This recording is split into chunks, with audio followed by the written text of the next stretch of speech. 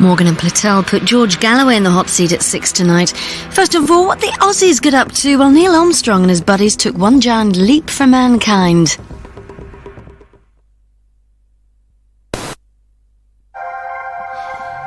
Well, we seem to be having a slight technical hiccup there, so if you can just bear with us here on Channel 4, we'll be going to the dish with Dishy Sam.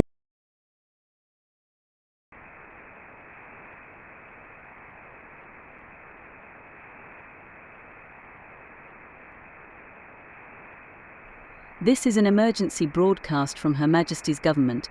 Please stand by for further information. This is an emergency broadcast from Her Majesty's Government. Please stand by for further information.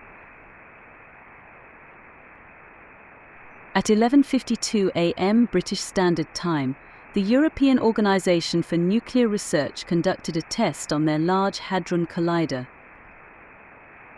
Due to an unforeseen malfunction in the collider, there was a large explosion, resulting in a loss of communications with France, Switzerland, Italy, and Germany.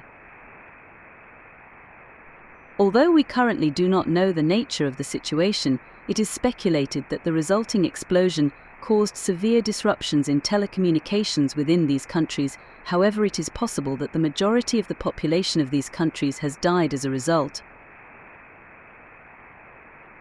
Please stay tuned for further information.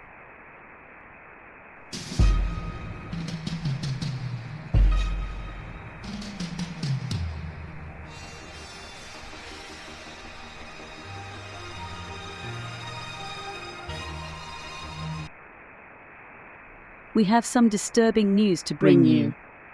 Satellite imagery has confirmed that the explosion at the collider has formed a black hole, which has engulfed most of Europe as well as northern Africa.